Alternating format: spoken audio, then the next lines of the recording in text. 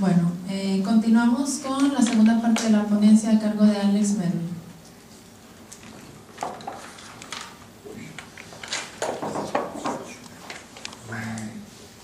Pues, en esta segunda parte voy a utilizar sobre todo el segundo texto que tenéis, el prólogo a la contribución a la crítica de la economía política. Un nombre lioso y que hace que se pueda confundir con otros textos. Este texto es una introducción al libro que publicó Marx en 1859, que era la contribución, en castellano se llama la contribución a la crítica de la economía política, que es un poco como la primera versión de la primera parte del Capital. Lo publicó separadamente y luego este libro lo retrabajaría y el mismo contenido aparecería en el libro primero del Capital. Y en el prólogo Marx, de forma muy concisa, hace un resumen de su trayectoria intelectual y de las conclusiones principales, las conclusiones teóricas que sacó en su estudio, precisamente después del periodo que acabamos de ver de las tesis sobre Feuerbach, lo que se dedicó a estudiar a partir de entonces. Entonces, es un texto que tiene la ventaja de ser breve y de resumir muchas cosas en poco tiempo, poco espacio, pero que también por eso puede dar lugar a muchas equivocaciones. Porque, digamos, no es un texto en el que Marx desarrolla sus posiciones y explica sus teorías, sino que lo que hace es resumirlas muy brevemente para, digamos, poner al lector en situación. Lo digo porque este texto siempre es el típico texto que siempre se incluye en los materiales de formación de cualquier organización marxista y según cómo se lea y según cómo se interprete, bueno, ha sido un poco también la base, digamos, del marxismo estalinista o del marxismo vulgarizado propio de los partidos comunistas. Lo importante, como digo, es darse cuenta de lo que se trata es de un resumen en el que muy brevemente presenta sus posiciones, pero que también a veces es un poco rápido. Vamos a tratar de mostrar por qué. Entonces, lo primero que hace es hablar un poco de su itinerario. Dice que llegó a la conclusión de que el Estado y las relaciones jurídicas no se pueden entender por sí mismas, ni en base a la evolución del espíritu humano o de las ideas. No se trata de hacer una historia de las ideas, sino que el Estado y las relaciones jurídicas radican en las condiciones materiales de vida, lo que se había llamado sociedad civil, la forma en que los hombres viven materialmente, y que este ámbito de cosas, estas condiciones materiales de vida, se pueden estudiar a través de la economía política. Explicaré lo que es. Entonces, digamos, Marx abandona la filosofía y dice: lo que quiero estudiar son las condiciones materiales de vida de los hombres y, por tanto, me voy a dedicar a estudiar economía política.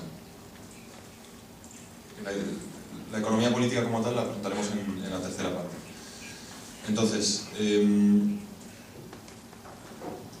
dice aquí, el resultado general al que llegué y que una vez obtenido sirvió de hilo conductor a mis estudios, este resultado general es lo que luego expone más en detalle en el siguiente texto, que es la ideología alemana. Entonces, os invito a que comparéis el texto de la ideología alemana que viene después con el resumen que hace aquí y que veáis si hay diferencias o si hay matices que son distintos entre los dos textos. Entonces, ¿cuál es este resultado general? Que a partir de entonces siempre será su punto de partida. Dice: en la producción social de su vida, los hombres establecen determinadas relaciones necesarias e independientes de su voluntad. Este es el punto de partida. Entonces, lo primero, ¿qué es esto de la producción social de la vida? Es una especie de concepto que introduce aquí Marx. En cierta medida es una concreción de la idea de praxis que había presentado Marx antes. Marx decía la praxis es el comienzo del conocimiento, mediante la praxis se puede cambiar la realidad y demás. Aquí da un concepto más preciso, que es la producción social de la vida. Para entender este concepto podemos señalar que se puede tener como una ruptura con también toda la tradición filosófica. Digamos, desde la filosofía griega había una distinción entre dos ámbitos de la actividad humana que se consideraban independientes el uno del otro. Por una parte, la producción, en griego es la tekné o arte, el hecho de hacer cosas, de fabricar cosas, de fabricar objetos, de esa manera de trabajar y producir los medios de vida. Todo esto tradicionalmente es lo que se consideraba el ámbito de la producción, y de este ámbito se distinguía otro que era el ámbito, digamos, de la acción, que son todas las actividades, digamos, por las que el hombre se produce a sí mismo en tanto que hombre. Por ejemplo, la política o la música o la poesía, digamos, son actividades que tienen su fin en sí mismo y por los que el hombre, digamos, se dedica a sí mismo. Entonces son dos ámbitos separados, producción y acción, tradicionalmente. Podríamos decir que lo que hace Marx aquí es, digamos, combinarlos, porque lo que dice es, cuando habla de producción social de la vida, está hablando de que cuando los hombres trabajan y establecen unos medios de trabajo y una forma de producir, a la vez lo que están haciendo es producir su propia vida, es decir, están produciéndose a sí mismos en tanto que hombres. Entonces no se puede distinguir claramente lo que es la producción de cosas de la producción del propio hombre, sino que nos producimos precisamente al elaborar el mundo que está en torno a nosotros. Actuamos sobre el mundo y a la vez estos productos que hemos creado nos afectan a nosotros y nos configuran en tanto que hombres. Podemos decir, por tanto, que la producción es acción, porque, como digo, al producir cosas nos configuramos nosotros mismos, y también que la acción, entendida en este sentido clásico, es producción también. Es decir, que la actividad, por ejemplo, política, consiste también en producir una serie de instituciones y de relaciones que se pueden estudiar como cosas que existen en la realidad y que son producto del hombre. Entonces, esta combinación de acción y de producción, que llama producción social de la vida, es como él considera que se puede determinar lo que es la práctica humana, lo que hacen los hombres en general. Y a partir de ahí sigue estudiando. Entonces, lo que dice es, en la producción social de la vida, los hombres establecen determinadas relaciones necesarias e independientes de su voluntad, que es a lo que él llama relaciones de producción. Es decir, no producimos individualmente, no tenemos que imaginarnos a un pescador aislado que él saca los peces y se los come, sino que evidentemente cualquier sociedad humana hace esto de forma organizada y mediante una serie de relaciones que existen entre los hombres y que son las que organizan la producción social de la vida. Entonces, lo que hay ante todo son estas relaciones entre los hombres, y son a estas relaciones lo que él va a llamar base económica de la sociedad. Entonces, esta noción de que estas relaciones son necesarias e independientes de su voluntad es claramente algo crucial, porque no se trata simplemente de que los hombres voluntariamente decidan hacer una cosa o decidan hacer otra, y que puedan así decidir individualmente sobre el tipo de sociedad que quieren, sino que la propia sociedad tiene unas reglas que se imponen sobre los hombres y que de alguna manera son independientes de su voluntad.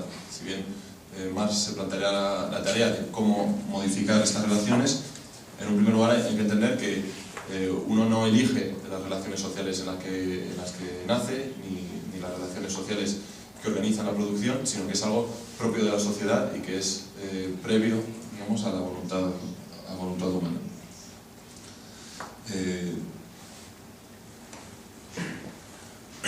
Entonces, aquí Marx utiliza una metáfora muy famosa, que dice: el conjunto de estas relaciones de producción forma la estructura económica de la sociedad, la base real sobre la que se levanta la superestructura jurídica y política, y a la que corresponden determinadas formas de conciencia social. Estos conceptos que están aquí de base y superestructura, a muchos os sonarán por haberlas leído también en introducciones al marxismo o también en muchas discusiones sobre la obra de Marx. Se suele hacer siempre referencia a esta idea de base y estructura y superestructura. Yo lo que quiero destacar es que en realidad estos supuestos conceptos Marx no los utiliza a lo largo de su obra, los utiliza en esta introducción para de alguna manera representar lo que él quiere entender, pero no son conceptos que él use por ejemplo, en el Capital. No hay ninguna mención por una parte de la base y por otra parte de la superestructura que se eleva encima. Es una imagen que utiliza para explicar su pensamiento, pero no son conceptos que se puedan entender en sentido riguroso. Es más bien como una metáfora. La sociedad es como si la sociedad fuese un edificio y en los cimientos está lo que llamo base económica, y sobre eso se eleva una estructura que es la base jurídica, política y encima de todo las ideas que se hacen hombre. Entonces, esta metáfora del edificio nos permite entender un poco la forma de pensar de Marx, pero bueno, como cualquier metáfora tiene sus límites. Si nos aferramos a esta imagen de la sociedad como un edificio para entender todos los movimientos sociales, evidentemente hay un momento en el que la imagen no da mucho más de sí, incluso nos puede llevar a error.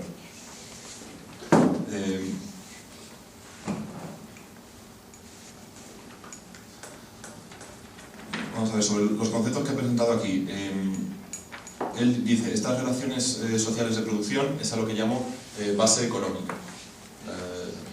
La base económica sobre la cual se eleva la estructura. Hay que tener cuidado primero con esta noción de base económica, porque digamos, una versión vulgar del marxismo es la que se limita a decir: la economía determina todo lo demás. Pero ¿qué entendemos por economía y por base económica? Aquí Marx la ha definido como las relaciones sociales que organizan la producción social de la vida. Esto, para empezar, no se puede confundir con la economía entendida en sentido burgués, o la economía tal como se estudia en las facultades de economía, la disciplina, la supuesta ciencia que estudia la economía. Es algo que tiene que ver con eso, pero que no es exactamente lo mismo. Voy a tratar de mostrar por qué no es lo mismo con dos ejemplos. Por ejemplo, si hablamos del llamado trabajo doméstico, que tradicionalmente es asignado a las mujeres y que consiste en el cuidado de los hijos, la cocina, la limpieza, digamos, todas las tareas, por así decir, reproductivas. Esto tradicionalmente no es parte de la economía en sentido burgués, porque no está monetarizado y queda, digamos, fuera del ámbito de la economía. Sin embargo, parece claro que desde el punto de vista de lo que llama aquí Marx la producción social de la vida, todas estas actividades son cruciales para la producción social de la vida y para las relaciones que los hombres y evidentemente las mujeres establecen entre sí.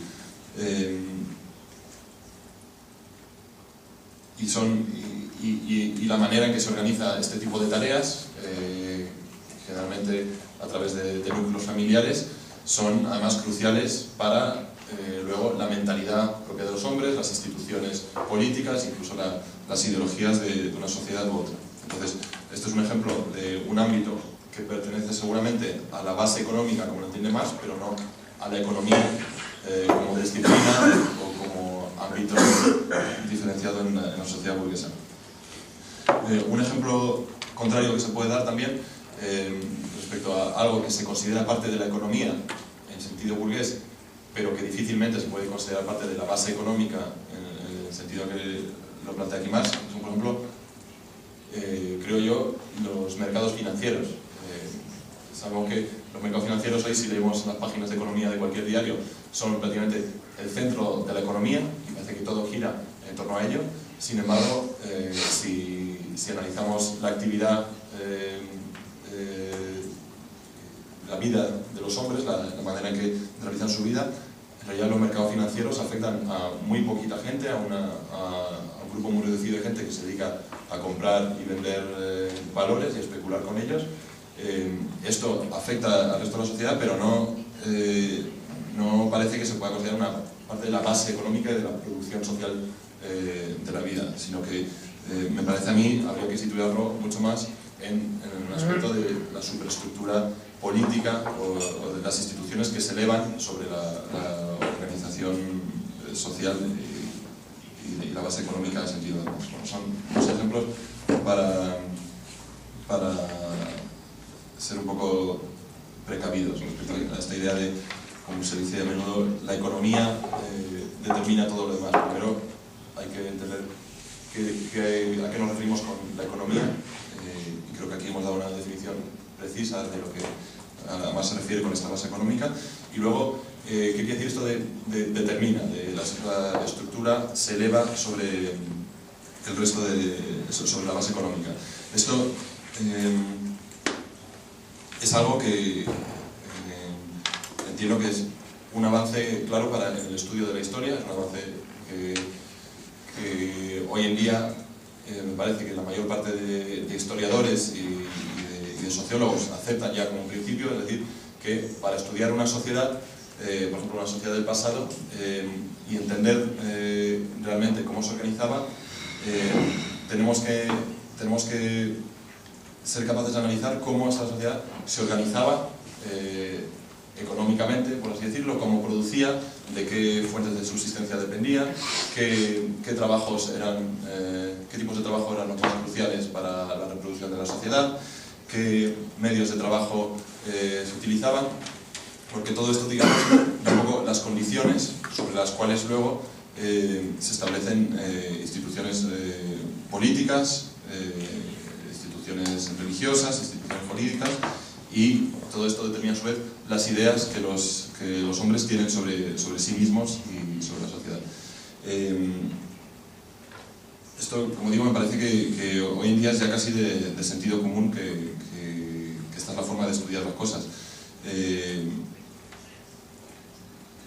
Por ejemplo, vamos a ver,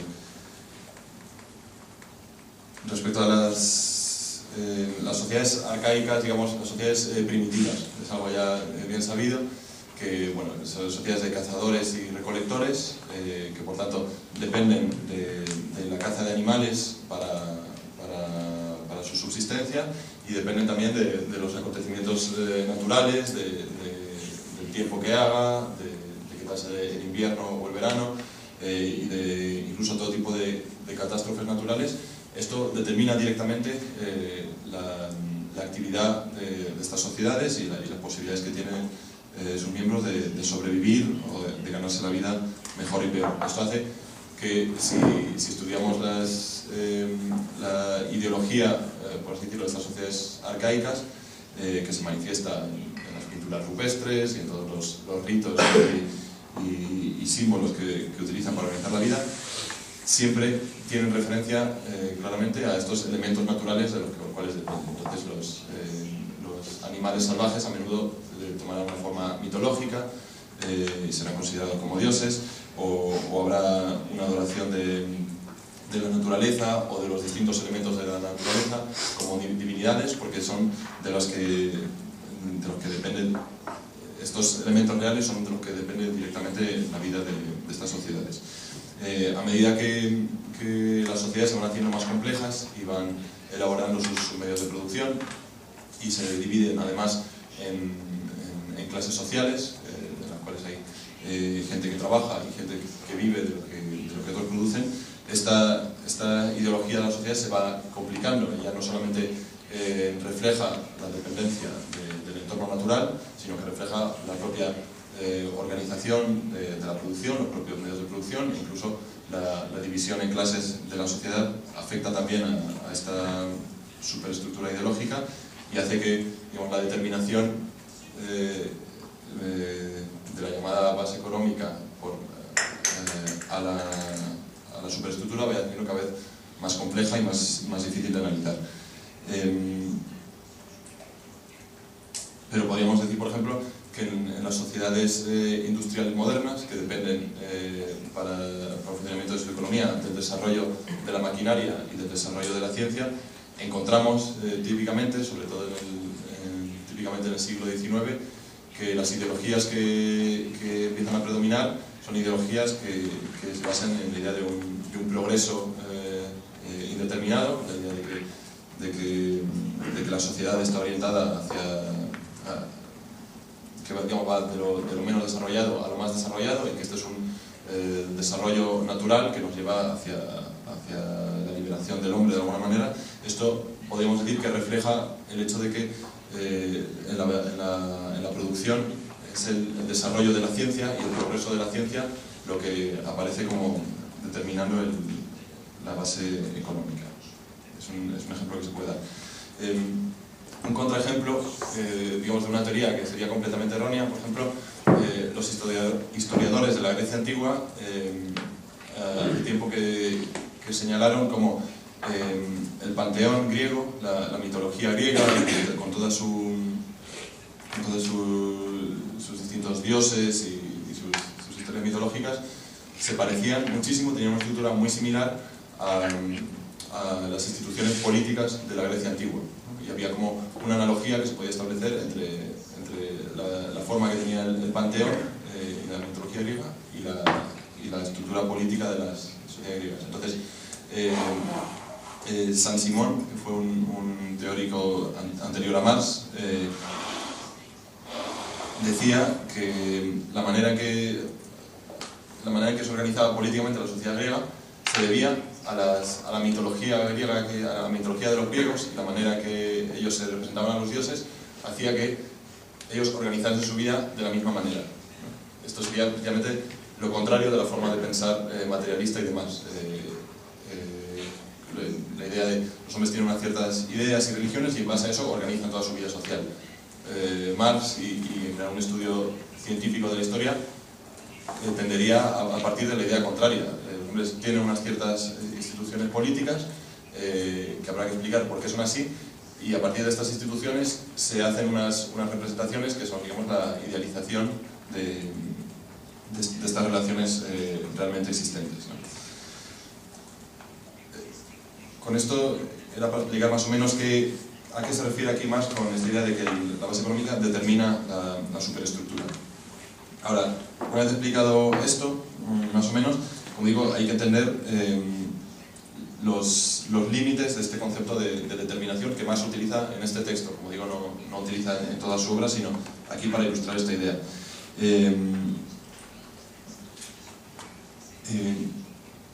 Lo primero que hay que ver es que, en realidad, esta idea de, por un lado, una esfera económica y, por otro lado, una superestructura política, ideológica, que existen, digamos, independientemente una de la otra, o una encima de la otra, ¿no? y separadas claramente, lógicamente, cuando estudiamos la sociedad real, esta separación no existe, sino que en la propia organización de la producción intervienen ya elementos ideológicos y elementos políticos y elementos de todo tipo. Por ejemplo, un trabajador en una empresa, para rendir bien y para hacer su trabajo, tiene que estar educado de una cierta manera y tiene que, además, someterse a unas ciertas leyes que establecen las relaciones entre el empleador y el trabajador, y de alguna manera, entonces, la política, la ideología, la producción y todo eso son nombres que damos a cosas que en realidad en la sociedad están completamente entremezcladas y están ligadas por relaciones mucho más complejas que esto de decir está una encima de la otra, ¿no? Que es una aproximación primera que podemos dar a esto. Digamos que estas esferas separadas, como digo, no hay que tenerlas separadas claramente, que a veces nos podemos representar así, o por la mañana vamos al trabajo y eso es el aspecto de la producción, y por la tarde vamos al cine y esto es el aspecto de la ideología. En realidad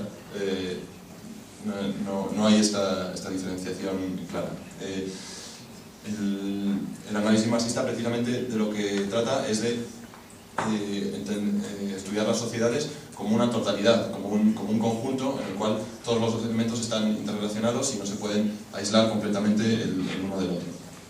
Esto no quiere decir que cualquier punto de partida sea válido para estudiar la sociedad. Precisamente, como tenemos que las sociedades humanas son, ante todo, organizaciones que necesitan, primero de todo, producir y reproducirse, hay, digamos, un principio de estudio que metodológicamente puede ser más fructífero a la hora de entender cómo funciona una sociedad. Como digo, más que estudiar la ideología de las sociedades, que también es útil, si queremos entender realmente lo que es una sociedad, hay que entender cómo se organiza su base económica. En realidad, la forma que es más rigurosa de decirlo, pero que es también muy abstracta, es lo que dice más a continuación. No es la conciencia del hombre lo que determina su ser, sino por el contrario, el ser social es lo que determina su conciencia. Es la forma más general que hay de decir esto. Que luego habrá que ver cómo distinguimos lo que es conciencia de lo que es ser social y demás, pero este principio, tal como está puesto aquí, es un principio básico del materialismo, ya incluso anterior a más. Lo que implica esto también es que la conciencia y la ideología, o sea, la religión, o las ideologías políticas, o la filosofía, o todos estos intentos del hombre por entender la realidad, precisamente como entendemos que están determinados por toda otra serie de elementos sociales, de lo cual estas ideologías no necesariamente son conscientes, implica que las ideologías pueden ser engañosas también, y que lo que el hombre se representa de sí mismo a veces puede ser completamente falso, o incluso puede servir, más que para entender la realidad, para ocultar las verdaderas relaciones que hay entre los hombres. Entonces, aquí Marx, digamos, establece un proyecto de crítica de la ideología que tiene que ver con esta ruptura con la filosofía. No se trata de partir de la especulación para cambiar la realidad, sino más bien cambiar la realidad para acabar con la especulación.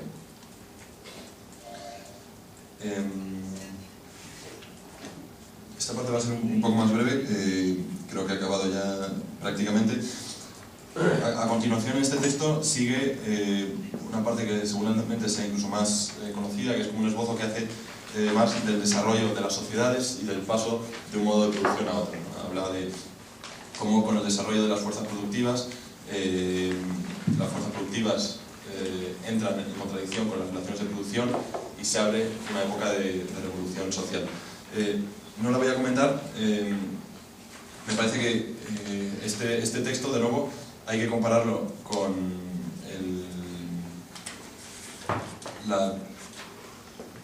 el último fragmento de la ideología alemana, que en su texto, la ideología alemana es anterior a este resumen, y en el que ya aparecen algunos elementos que luego en el resumen no aparecerán, como precisamente el papel del proletariado y de la lucha política en el proceso de revolución social y de superación del capitalismo. En este texto, la introducción esta, tal como aparece aquí, se explica, digamos, el tránsito de una sociedad a otra, más como una especie de consecuencia del desarrollo mecánico de las fuerzas productivas. Entonces, si nos ceñimos solamente a una interpretación rápida de este texto, se puede caer, digamos, en una concepción evolucionista que consideraría que naturalmente la sociedad evoluciona de una sociedad a la siguiente, ¿no? Y que lo único que hay que esperar es que el desarrollo de las fuerzas productivas nos traiga la superación de la sociedad capitalista. Si esto fuese tan sencillo, evidentemente no haría falta ni la lucha política, ni la Cuarta Internacional, ni esta escuela, ni nada por el estilo. Simplemente tendríamos que sentarnos y esperar. Y precisamente todo el problema fundamental que nos planteamos como revolucionarios es cómo nuestra actividad política puede servir precisamente a lograr acabar con el capitalismo. Y este es un problema que implica un montón de aspectos, como vamos a ir estudiando durante la escuela. y eso, entonces os propongo que lo comparéis con este último texto de la ideología alemana y después con el texto de Trotsky que he incluido también a 90 años del Manifiesto Comunista, que me parece muy útil porque, digamos, Trotsky repasa todos los puntos principales del Manifiesto Comunista y lo que discute es qué partes siguen siendo válidas y qué partes digamos, más se equivocó, o lo que planteaba Marx y Engels en el Manifiesto Comunista está ya pasado de moda. Entonces, me parece útil tanto como ejemplo de pensamiento marxista que es crítico y que no tiene ningún problema, evidentemente, en un texto del siglo XIX, decir esto se equivocaron o en esto no vieron la realidad. Y es útil también para ver, digamos, la evolución política que hay, digamos, la evolución del pensamiento político revolucionario que hay desde la época de Marx hasta la época de Trotsky. Si os fijáis, cuando Trotsky escribió este texto hacían 90 años que se había escrito el Manifiesto Comunista, no hacen todavía tantos años desde que se publicó el texto de Trotsky, es decir, somos más cercanos a Trotsky en el tiempo de lo que Trotsky era al texto de Marx. En todo caso, a lo que os invita evidentemente el texto es a reflexionar qué partes que Trotsky considera que siguen siendo válidas son válidas, o cuando dice que Marx se equivocó, a lo mejor resulta que no, que ahora, 50 años más tarde, vimos que en esto sí lleva más razón. Bueno, os invita un poco a reflexionar críticamente sobre todas las conclusiones de la política revolucionaria que plantearon tanto Marx como Trotsky. Y con esto termino la segunda parte.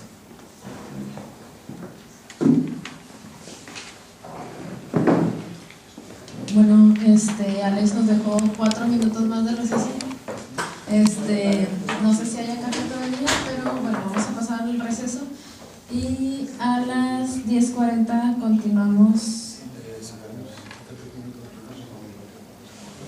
Ok, bueno, sí, vamos a procurar que este receso sea también de 10 minutos, para agarrar un poquito más de tiempo. Puntuales otra vez aquí a las 10:40.